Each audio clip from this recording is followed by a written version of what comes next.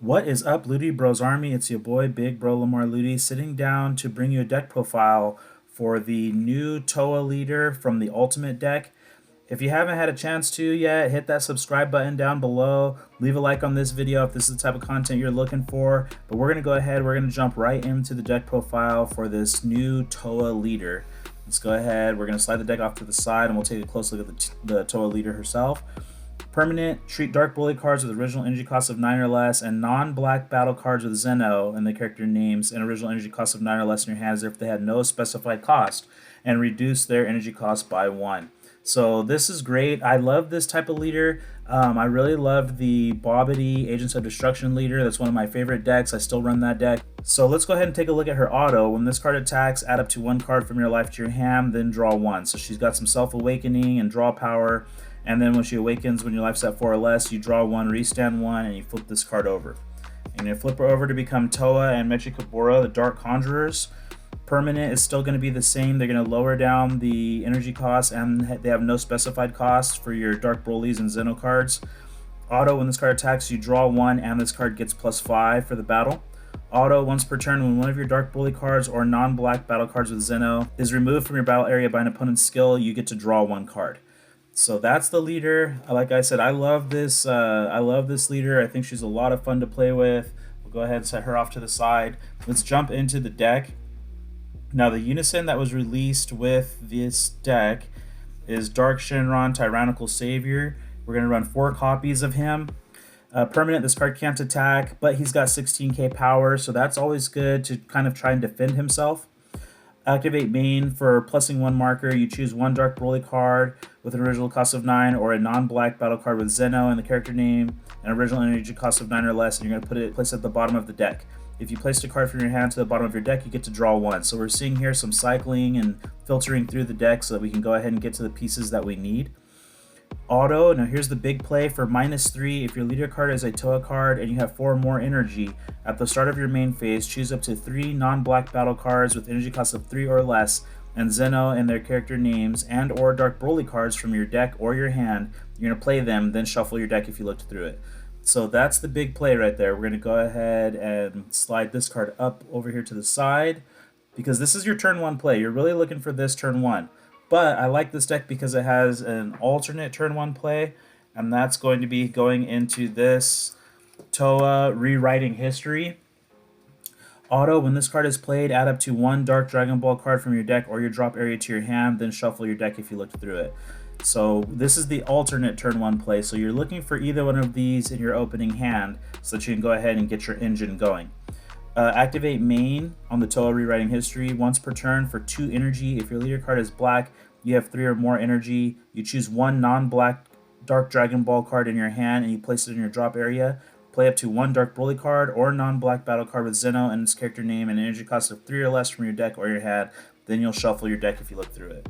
So it has to be a non-black Dark Dragon Ball. And here's the Dark Dragon Ball that we're going to play. It's going to be the 1-star ball, Parasitic Darkness. We're playing 3 copies of this. She can get it from the deck or the drop area, so you're able to grab it from wherever it's at. So we're just going to use this 1-star ball, Parasitic Darkness. It doesn't matter which one you use. We're going with green, though, because a lot of our cards that you'll see later on, they can have interactions with green. So we're going to run 3 copies of that. So this is what we're looking for turn 1. We're looking for either the Unison or the TOWA card. TOWA is going to search us out the Dark Dragon Ball, and that's going to get us going into our packages. Now here's one of the big plays for this deck.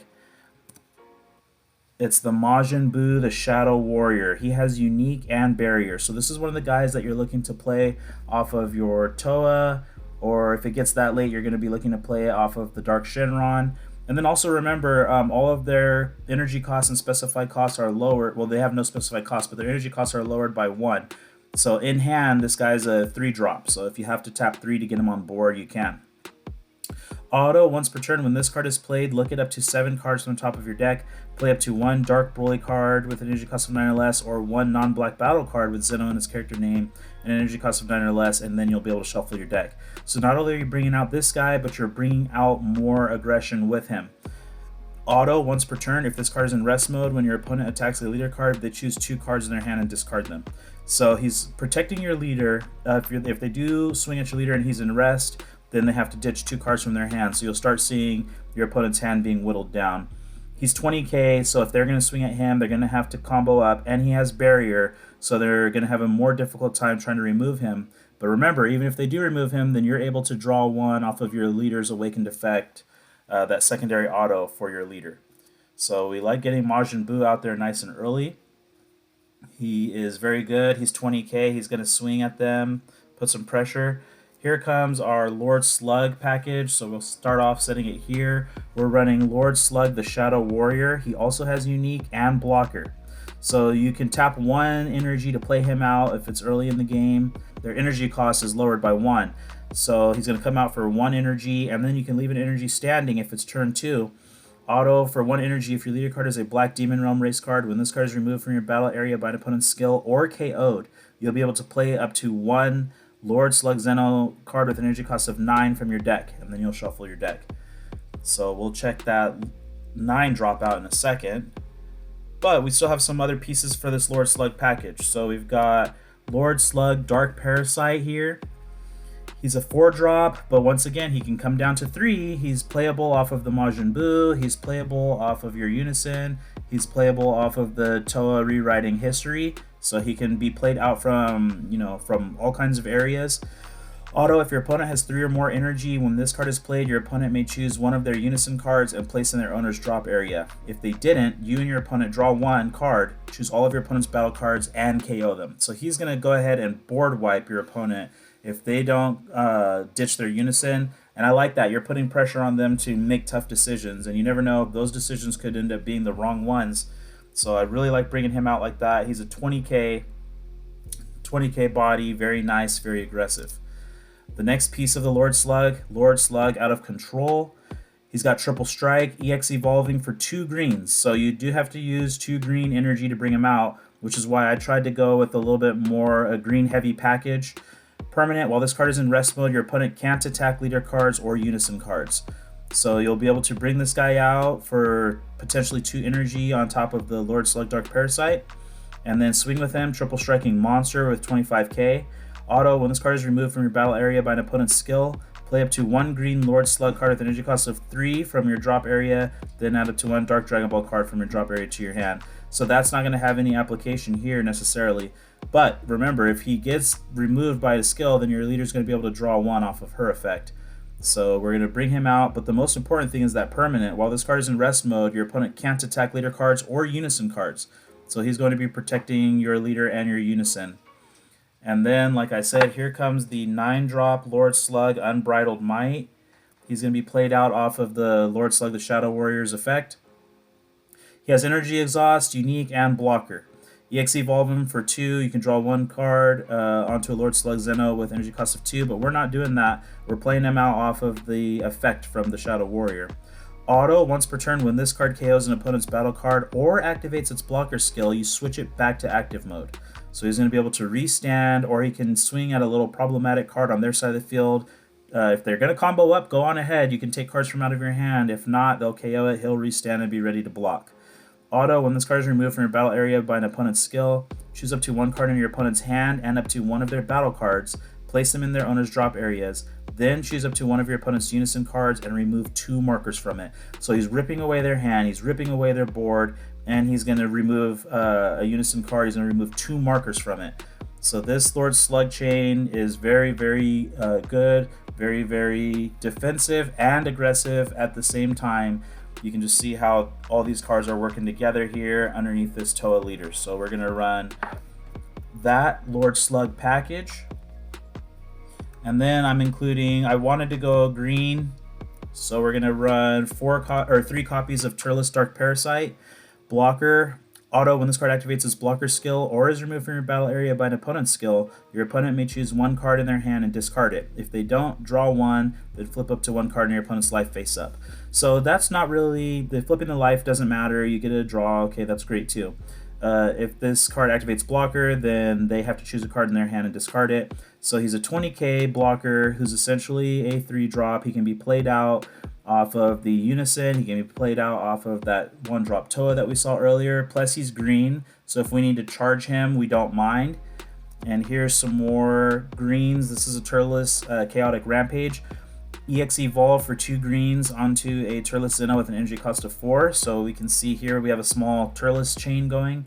When a card evolves into this card, switch this card to active mode. Then your opponent chooses 1 card in their hand and sends it to their warp. Flip up to 2 cards your opponent's life face up. So once again, we don't care about their life getting flipped face up.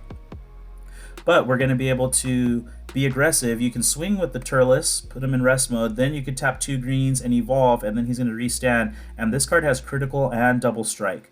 Auto, once per turn, when this card attacks, combo with up to 1 green battle card from your drop area with its skills negated for the turn. So if you do swing with him and you have some greens in your drop, you can grab one and then you can combo with it. So putting that double striking crit pressure onto your opponent. Then I'm running a very, very small Broly package. I'm running just 1 copy of Dark Broly the Shadow Warrior, and I'm running 2 copies of Dark Broly Unbridled Destruction. So I went with this package just to have more targets for my Unison. The Dark Broly the Shadow Warrior's got unique activate main for 1 energy. If your leader card is black and your opponent has 3 or more energy, add up to 1 card from your life to your hand. Play up to 1 Dark Broly card with an energy cost of 6 or 7 from your deck on top of this card in active mode. And then you're going to shuffle your deck. So, I mean, that's aggression. I'm able to swing with the 15k Broly, and then I could activate his effect to play out a 7-drop Dark Broly. And also, these cards are used on the +1 of the Unison. You can put them to the bottom of the deck and then draw. So don't worry about charging for this Dark Broly. If you don't need to do anything like that. It's just the free play aspects of these cards. The 7-drop has Deflect and Unique. Auto, if your opponent's life is at 3 or more and there is a card under this card, when this card is played, switch it to active mode. Then your opponent may choose up to 1 battle card each from their hand, battle area, and or drop area and send them to their warp. If they sent 2 or fewer cards to their warp, choose up to 1 card in your opponent's life and place it in their drop area. And then you can't play copies of this card for the turn. So there you see it. You're putting pressure on your opponent, making them choose, and I really like that aspect of this deck is making them choose. A lot of different scenarios can come up in Dragon Ball Super card game, and you don't always make the right choice. I mean, I've been on that end of it too. So putting that pressure on your opponent to choose is always a plus, I believe. Dark Power Black Mass Saiyan, we're running 2 copies of him. He's just a useful card. You can get him out there. He might be able to protect your board. With his secondary auto. The first auto doesn't really matter because I would try not to attack with him. I like for him to kind of just sit. Auto, when your opponent plays a battle card with 15k power or less using a non-keyword skill, your opponent chooses 2 cards from their hand and places them in their drop area. So we're going to run 2 copies of him, and then I'll show you guys the super combo. We're just going to run 4 copies of SS Son Goku Time Patrol Elite. He's just a generic black. You can run any generic black. The thing is that you're charging different colors with this deck, so you can't use the black that bottom decks a card, the Vegeta that bottom decks and draws 2. So we'll just go with this one. He's simple. He gets the job done. There's nothing wrong with running these super combos in your deck. And then we're going to take a look at the counters for the deck. I'm running 2 copies of Protector of the People. Negate the attack, then you may choose 1 card in your hand, place it in your drop area. If you do, choose 1 of your leader cards and it gets the following effect for the turn. When this card is attacked by a battle card, it gets plus 5,000 power. And that stacks, so you're going to be able to hopefully defend yourself from boards that go wide. And we're running 3 copies of Power Burst. I like running Power Burst at 3 in this deck. You might need to recur back that 1-drop TOWA at some point if they get it off the board. You might need to recur it back to get back into your engine. So we're going to run 3 copies of Power Burst. If your leader card's black, negate the attack. Choose 1 black battle card from your drop area or warp with energy cost of 1. Get it back in your hand. And this is the Sparking Negate. So you can activate the counter skill by taking a life instead of paying the energy cost. So that is my ultimate deck for TOWA, how I've been running it. Like I said, I've been having a lot of fun running this deck. And I think she puts a lot of pressure on opponents. This is one of my favorite decks to run. As like I said, the Agents of Destruction is another one of my favorite decks. I just really like how they swarm out onto the field and bring the pressure. And I also like the artwork for these cards too. That Lord Slug going out of control, I think he's got some awesome artwork. So here he is right here. He's all going crazy. It's a cool artwork to me. Alright, well thanks for tuning into this video. I hope you guys enjoyed it. Leave a like if you did, and I will see you guys next time.